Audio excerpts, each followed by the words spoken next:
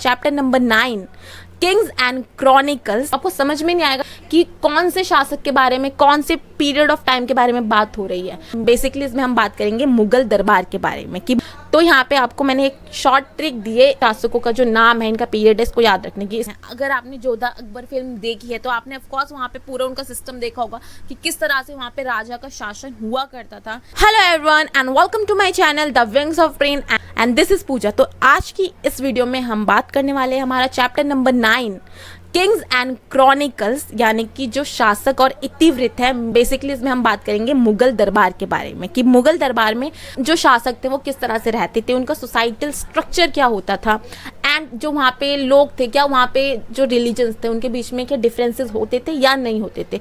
ये वाला जो चैप्टर आपको एक कहानी की तरह समझ में आने वाला है। तो स्टार्ट करते हैं हमारा आज का चैप्टर। Let's get started. देखो हमारा जो चैप्टर वो जो मुगल शासक है ना, इनसे इनकी शुरुआत होती है आपकी बुक में। तो देखो बाबर, हुमायूं, अकबर, शाहजहां, औरंगजेब, बहादुर शाह, जफर। तो एक बार ऐसा होता है जब आप एनसीईआरटी पढ़ोगे ना तो ये नाम आपको बीच में से दे जाएंगे, तो आपको समझ में नहीं आएगा कि कौन से शासक के बारे में, कौन से पीरियड ऑफ टाइम के बारे में बात हो रही है। तो यहाँ पे आपको मैंने एक शॉर्ट ट्रिक दी है शासकों का जो नाम है, इनका पीरियड है, इसको याद रखने की। जब आप इस शॉर्ट ट्रिक को याद कर लोगे तो आपको चैप्टर समझना काफ़ी आसान हो जाएगा। देखो जो मुगल वंश है इसकी स्थापना करी थी बाबर ने। बाबर का बेटा था हुमायूं, हुमायूं का बेटा था अकबर, अकबर का बेटा, ऐसे ही इनका वंश आगे बढ़ा है। जहांगीर का बेटा शाहजहां और शाहजहां का बेटा औरंगजेब। और हम इसको याद कैसे करेंगे, तो देखो इसकी शॉर्ट ट्रिक है भाज साब। थोड़ा अलग लगेगा बट इट्स अ ट्रिक, तो इसको याद कर लेना, भाज साब। तो इसका क्या मतलब है, देखो B for Babar, H for Humayun, A से आ जाएगा अकबर का नाम, जे से जहांगीर का नाम, एस से शाहजहां का नाम, ए से औरंगजेब का नाम है बहादुर शाह जफर। ठीक है, तो ये कुछ रूलर्स थे जिसके बारे में हम इस चैप्टर में डिटेल में बात करेंगे। तो let's move on to our next point, जो कि हम इस चैप्टर को क्रिस्पी वे में कवर करने वाले हैं। Let's get started. तो देखो ये चैप्टर बेसिकली मुगल दरबार के बारे में है, किस तरह से जो किंग है वो लोगों पे रूल किया करता था और वहाँ पे किस तरह से उनका सोसाइटल स्ट्रक्चर हुआ करता था उसके बारे में। बेसिकली बहुत आसान सी बात है, जैसे आज का हमारा सोसाइटल स्ट्रक्चर है वैसे ही हम 16th एंड 17th सेंचुरी में जो सोसाइटल स्ट्रक्चर हुआ करता था मुगल्स के टाइम पे उसके बारे में पढ़ेंगे। देखो मुगल वंश का संस्थापक था बाबर। ठीक है, अब धीरे धीरे क्या होता है, जब बाबर ने इसकी स्थापना कर दी तो बाबर का बेटा आया हुमायूं, हुमायूं का बेटा आया अकबर। तो इस तरह से ना इनका जो वंश है वो आगे बढ़ने लगा। इस वंश के कुछ पॉपुलर रूलर्स आगे आते हैं जिनके बारे में हम इस चैप्टर में पढ़ने वाले हैं। तो देखो अकबर को माना जाता था कि ये सबसे ज्यादा महान शासक है मुगल एम्पायर के। अकबर ने क्या किया था, जो डिफरेंट कल्चर्स है, डिफरेंट रिलीजन्स है, उनको एक करने की कोशिश करी थी। तो इसलिए यहाँ पे अकबर को कहा गया कि उस टाइम पे वो सबसे ज्यादा महान शासक हुआ करता था मुगल एम्पायर का। हमारा सेकेंड पॉइंट देखो, इतिवृत्त का क्या मतलब होता है। उस टाइम पे जो भी मुगल एम्पायर में किंग हुआ करते थे वो कुछ राइटर्स को अपॉइंट करते थे ताकि वो मुगल एम्पायर की हिस्ट्री लिख सके। अब मुगल एम्पायर की हिस्ट्री को लिखने का ये मतलब होता था ताकि जब उसे लोग पढ़े तो उनको पता चले कि हाँ भाई मुगल एम्पायर एक बहुत ही स्ट्रॉन्ग एम्पायर हुआ करता था और जो भी मुगल एम्पायर का विरोध कर रहे हैं उनके मुंह अपने आप बंद हो जाए। इसलिए उस टाइम पे जो भी किंग हुआ करते थे मुगल एम्पायर में वो क्या करते थे, राइटर्स को अपॉइंट करके इतिवृत्त लिखवाया करते थे, यानी कि हिस्ट्री मतलब कुछ बुक्स लिखवाया करते थे। इनका जो है सोसाइटल स्ट्रक्चर कैसा है, विमेंस की क्या स्थिति है, टैक्स किस तरह से लिया जा रहा है, मुगल साम्राज्य किस तरह से एक स्ट्रॉन्ग एम्पायर है। तो बेसिकली यहाँ पे इतिहास की बात हो रही है कि यहाँ पे इतिहास लिखवाया जाता था। मुगल काल की प्रमुख रचनाएं, अब देखो हम यहाँ पे इतिवृत्त की बात करें तो इतिवृत्त यही होती है। देखो बाबर नामा, हुमायूं नामा, अकबर नामा, बादशाह नामा, ये सारी कुछ बुक्स थी, मतलब डिफरेंट पीरियड्स पे रूलर हुआ करता था वो मुगल एम्पायर की हिस्ट्री लिखवाया करता था। ये सारी बुक्स के नाम है। देखो मुगल जो दरबारी इतिहास है, हमने बात करी इतिहास के बारे में, ठीक है, कि इतिवृत्त उस टाइम पे लिखवाए जाते थे। जो मुगल दरबार के इतिहास होते थे उनकी एक लैंग्वेज होती थी, एक स्पेशल लैंग्वेज होती थी, उसमें उनको लिखवाया जाता था। तो मुगल दरबार का जो भी इतिहास है उसको फारसी लैंग्वेज उसमें लिखे गए थे। महाभारत का जो अनुवाद है वो भी उस टाइम पे फारसी में ही किया गया क्योंकि फारसी बहुत ज्यादा एक पॉपुलर भाषा हुआ करती थी मुगल एम्पायर में। पांडुलिपि को एक बहुमूल्य वस्तु, बौद्धिक संपदा, सौंदर्य के रूप में देखा जाता था और जो पांडुलिपि थी इसको बेसिकली कहाँ बनाया जाता था, केंद्र शाही किताब खाना। अब इसका क्या मतलब है, इसका मतलब है कि उस टाइम पे जो लाइब्रेरी होती थी। और पांडुलिपि का मतलब ही ये होता है कि हाथ से लिखी हुई, पहले तो ये पन्ने डिसाइड किए जाते थे, उसके बाद जो पन्ने हैं उसमें अलग अलग तरह से ना पिक्चर्स लगाई जाती थी ताकि लोगों को उसके बारे में पढ़ने के बाद इंटरेस्ट आ सके। तो यही है पांडुलिपि। अकबर की एक लिखने की शैली हुआ करती है, जैसे आज के टाइम पे हम लिखते हैं, हम लेफ्ट टू राइट लिखते हैं, तो वैसे ही उस टाइम पे ये एक शैली हुआ करती थी जो कि अकबर की पसंदीदा शैली हुआ करती थी। ठीक है, नेक्स्ट पॉइंट देखो यहाँ पे, इतिहासकार अबुल फजल ने चित्रकारी को एक जादुई कला के रूप में वर्णित किया। अब देखो अबुल फजल कौन था?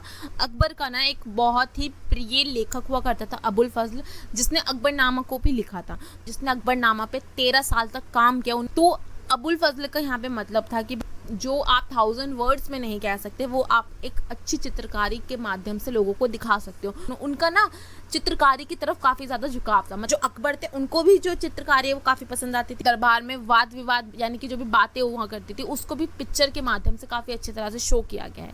1784 में विलियम जॉन्स द्वारा कलकत्ता में एशियाटिक सोसाइटी ऑफ बंगाल की स्थापना की जाती है, जिसका एक मेन ऑब्जेक्टिव यही था कि जो भी भारतीय पांडुलिपि बन रही हैं इनको जो है लोगों के सामने लाया जाए, इनका अनुवाद किया जाए, इनको की ट्रांसलेशन की जाए, इनको पब्लिश किया जा सके और जो भी वर्ल्ड में लोग हैं उन तक इन सारी जो बातें हैं इसको पहुंचाया जा सके। ठीक है, अगर आपके एग्जाम में क्वेश्चन आ जाए कि अकबर का जो पीरियड है वो इतना ज़्यादा पॉपुलर क्यों हुआ, तो भाई इसकी वजह से हुआ। 1563 में अकबर ने तीर्थ यात्रा और 1564 में अकबर ने जजिया कर को समाप्त किया था। अब ये जजिया कर क्या था? मुगल पीरियड में जो भी नॉन मुस्लिम्स रहते थे उनसे एक टैक्स लिया जाता था जिसको जजिया कर कहा जाता था। तो ये बहुत इंपॉर्टेंट लाइन है, इसको अच्छे से पढ़ लेना। हमारा नेक्स्ट पॉइंट है हरम।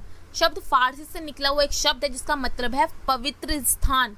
उस टाइम पे जो मुगल्स की जो भी घरेलू दुनिया होती थी, जहाँ पे उनकी वाइफ्स रहती थी, उनके बच्चे रहते थे, तो वो लोग हरम में रहते थे बेसिकली। ठीक है, दरबारी इतिहासकार व चित्रकारों के द्वारा उस टाइम पे क्या किया जाता था, जो भी मुगल्स होते थे ना उनको कंपेयर किया जाता था कि वो भाई जो दैवीय प्रकाश मतलब सीधा उनको ईश्वर के द्वारा भेजा गया है लोगों की प्रॉब्लम्स को सॉल्व करने के लिए। मतलब अकबर के शासन की एक महत्वपूर्ण नीति थी सुलह कुल। अगेन अगर आपका क्वेश्चन आता है कि अकबर का जो पीरियड है उसको क्यों इतना पॉपुलर माना जाता है, तो एक और यहाँ पे आपको पॉइंट मिल गया है। देखो अकबर ने क्या किया था, सुलह कुल की नीति अपनाई थी कि आइडियल स्टेट उस टाइम पे मुगल साम्राज्य को कहा गया है जहाँ पे जो अकबर है जितने भी रिलीजन्स थे उन सब में कोई डिफरेंस नहीं करते थे।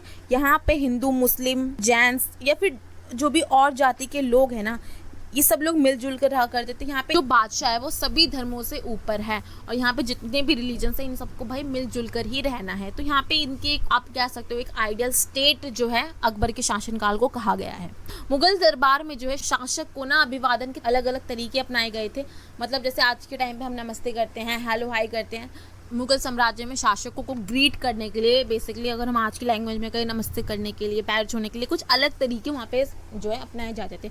मान लो कोई व्यक्ति सिजदा कर रहा है, अब सिजदा का मतलब है कि दंडवत ले जाना यानी जमीन पे सीधा लेट के उसको नमस्ते करना उस शासक को। देखो अकबर के साम्राज्य के निर्माण में यानी कि उस टाइम पर जो कुछ और डिफरेंट कल्चर के लोग थे, कुछ और डिफरेंट कंट्रीज से लोग आए थे, उन्होंने भी अकबर की शाही सेवा है उनको ज्वाइन करना शुरू कर दिया। उसके बाद 1560 में आप देखोगे कि भारतीय मुसलमान और जो राजपूत थे इन्होंने भी इसी शाही सेवा में प्रवेश करना शुरू कर दिया। देखो ये सारे जो है ना उस टाइम पे एम्पायर्स हुआ करते थे। अब मान लो जो अम्बेर का राजा है वो डिफरेंट कल्चर फॉलो करता था, ईरान का जो भी राज शासक होता था वो डिफरेंट कल्चर को फॉलो करता था या डिफरेंट रिलीजन को फॉलो करता था। तो यहाँ पे यही बात बताई गई है कि जो अम्बेर का राजा इन्होंने अपनी बेटी का विवाह जो है अकबर के साथ किया था। For example Jodha Akbar movie आपने देखी होगी, वहाँ से आप इसे अच्छे से रिलेट कर पाओगे। अकबर ने क्या किया था, फारसी को ही राज दरबार की भाषा बना दिया। फारसी को ना अकबर ज़्यादा प्रेफरेंस दिया करता था। जो अकबर था उसका जो मैंने आपको पहले भी बताया जो उसका साम्राज्य था उस टाइम पे जो भी उसका पीरियड था उसको काफ़ी ज़्यादा पॉपुलर माना गया है। उसने ऐसा क्या किया था, उसने हमने देखा था डिफरेंट कल्चर्स के बीच में डिफरेंसेस को ख़त्म करने की कोशिश करी थी। मुगल साम्राज्य का विस्तार किया, मतलब मुगल साम्राज्य को बढ़ाया, उसको मजबूत किया, उसको समृद्ध किया। यहाँ पे हम पढ़ने वाले हैं विमेंस की कंडीशन के बारे में कि मुगल एम्पायर में भाई विमेंस की क्या कंडीशन हुआ करती थी। तो शाहजहाँ की बेटी जहाँ आ रही थी उसने क्या किया था, उसने शाहजहाँ की नई राजधानी शाहजहानाबाद की एक मुख्य केंद्र हुआ था जिसको आज हम चांदनी चौक के नाम से भी जानते हैं, इसकी रूपरेखा तैयार की थी कि भाई किस तरह से चांदनी चौक को बनाया जाएगा। ठीक है, मुगल साम्राज्य में हमने पहले भी पढ़ा है कि पांडुलिपि को जो है एक काफी पॉपुलर रचना माना जाता था। किताबखाना एक लिपि घर था जहाँ बादशाह की पांडुलिपि यानी कि जो हाथ से लिखी हुई इतिहास है उनको संग्रह किया जाता था। गुलबदन बेगम, यहाँ पे हम अगेन एक विमेन के बारे में पढ़ रहे हैं कि उनकी क्या कंडीशन हुआ करती थी। गुलबदन बेगम जो कि बाबर की बेटी थी और हुमायूं की बहन थी, उसके द्वारा हुमायूं नामा से हमें मुगल साम्राज्य यानी कि मुगल एम्पायर में विमेन्स की क्या कंडीशन होती थी उसके बारे में उसकी झलक मिलती है। वो तुर्की और फारसी को भी जानती थी। मुगल काल को इसलिए भी मजबूत माना जाता है कि उस टाइम पे जो भी ईरान के कलाकार थे उन्होंने ना एक तरह से इनको ज्वाइन करना शुरू किया था। मुगल काल में जो ये ईरान के कुछ कलाकार, सैयद अली मान लो या अब्दुल समद मान लो, ये हुमायूं के साथ दिल्ली आए। मुगल इतिवृत्त, जो हमने मुगल इतिहास की बात करी है, यहाँ पे हिंदू, जैन, पारसी, मुसलमान आदि अनेक जो भी जातियाँ थी, इन सब के बीच में कोई भी डिफरेंसेस नहीं हुआ करते थे। ये सब लोग यहाँ पे मिलजुल कर रहा करते थे। देखो जैसुइट कौन से लोग हुआ करते थे? अब जैसुइट होते थे वो धर्म प्रचारक होते थे, जिनको बादशाह ने बुलाया था ताकि वो डिफरेंट रिलीजन्स हैं, कल्चर्स हैं, इनमें क्या क्या चीज़ें अच्छी हैं, क्या क्या चीज़ें बुरी हैं, उनके बारे में जान सके। तो इन्होंने क्या किया, बादशाह के साथ इनका काफ़ी विवाद होता है, तो ये ना बादशाह के चरित्र और बादशाह की सोच को अच्छी तरह से जान पाए। तो this is all about Mughal empire की भाई हमने यहाँ पे बहुत अच्छे से पढ़ लिया है कि मुगल एम्पायर का सोसाइटल स्ट्रक्चर क्या होता था, यहाँ पे किस तरह से पांडुलिपि यानी कि जो हाथ से लिखी हुई वस्तुएं हैं उनको लिखा जाता था। इतिवृत्त क्या होते हैं, मुगल जो साम्राज्य है इनका इतिहास था वो किस तरह से लिखा जाता था, किस तरह से जो मुगल्स थे चित्रकारी को प्रेफरेंसेस दिया करते थे, विमेंस की क्या कंडीशन थी और इनकी दरबार की मुख्य लैंग्वेज क्या होती थी, इन सब के बारे में हमने पढ़ लिया। दिस इज ऑल अबाउट, आपकी वन शॉट रिवीजन हो चुकी है मुगल एम्पायर के बारे में। आई होप सो आपको ये वाला चैप्टर तो भाई बहुत अच्छे से समझ में आ गया होगा। इसको ना देखो हमने एनसीईआरटी को डिटेल में इस पर हमने बात नहीं करी, हमने जो क्रिस्प पॉइंट थे जो कि हमारे एग्जाम के पॉइंट ऑफ व्यू से इंपॉर्टेंट पॉइंट थे उसको हमने पढ़ा है।